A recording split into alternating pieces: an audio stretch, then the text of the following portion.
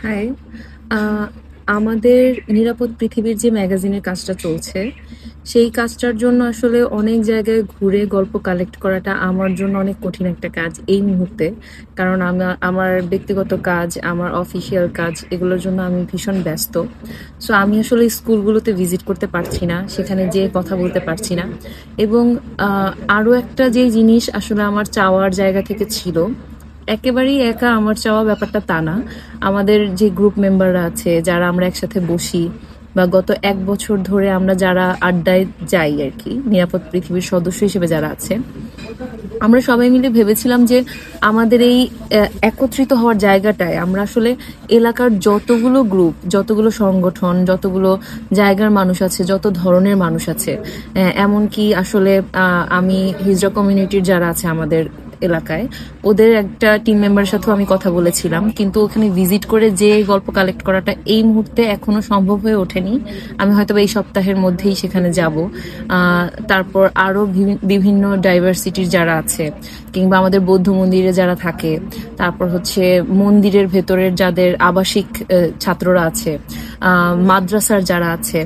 মাদ্রাসার আসলে অনেকেই আমাকে তোমরা চেনো, আমার বাসায় 15 জন তো তোমরা আসোই, আই থিঙ্ক তোমাদেরকে তো আমি বলেছি পার্সোনালি ইনবক্সে।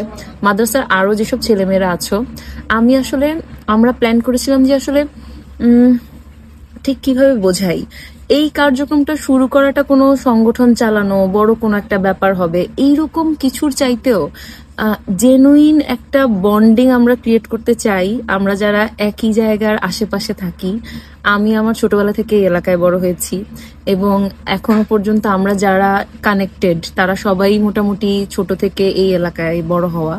সো আমরা আসলে সবাই মিলে না একসাথে একটা কানেকশন ক্রিয়েট করতে চাই। আমরা একসাথে বসে কথা বলতে চাই।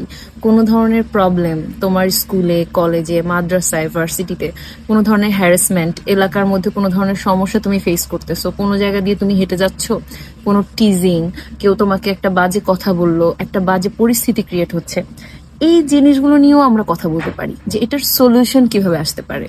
এবং আত্মসম্মানের সাথে নিজের মর্যাদা নিয়ে একটা সোসাইটিতে সব মানুষ যদি বাস করে, সবাই যদি সবাইকে সম্মান করে, রেসপেক্ট করে, তাহলে ব্যাপারটা আসলে কেমন হয়, কেমন হওয়া সম্ভব, এই জিনিসটাই, কনসেপ্টটা আসলে আমরা ভাবতে চাই, একসাথে ভাবতে চাই। ধরো কেমন হইতো যদি কেউ এই ভিক্ষা না করতো, কারো হাত পাতা না লাগতো, সে যদি এমনিতেই একটা সমাজে কিছু কাজ পেয়ে যাইতো, এবং সেটা হতে পারে যে তার যে প্রবলেম সেইটাকে মেনশন করে সেটার মতোই ইজি কোনো কাজ। ধর একজনের পা নাই, সে এমন কোনো কাজ করতেছে যেটা তার পা না থাকাকে আসলে খুব বেশি সমস্যায় ফেলে না, এই এই ব্যাপারটাকে। তো এরকম আরো অনেক কনসেপ্ট নিয়ে আমরা ভাবতে চাই, আইডিয়া নিয়ে ভাবতে চাই, বড়দের সাথে গিয়ে কথা বলতে চাই, এলাকার যারা অভিভাবক, যারা সিনিয়র, তাদেরকে আমরা অফার করতে চাই যে আমরা এরকম এরকম ভাবছি, সবাই মিলে একসাথে, বাচ্চারা, ছোটরা, বড়রা, এরকম, এবং একসাথে ওই জিনিসটাকে সলভ করা, সলিউশন করা। বারবার যেটা বলি, পুরো পৃথিবী বদলে দেওয়া আমাদের পক্ষে সম্ভব না, কিন্তু ছোট ছোট পরিবর্তনের মাধ্যমে আমরা আমাদের আশেপাশের মানুষের জীবন, নিজের জীবন, সবকিছুকে বদলে দিতে পারি, নিরাপদ হয়ে উঠতে পারি, নিরাপদ একটা পৃথিবী তৈরি করতে পারি। সো এটাই আমাদের চাওয়া।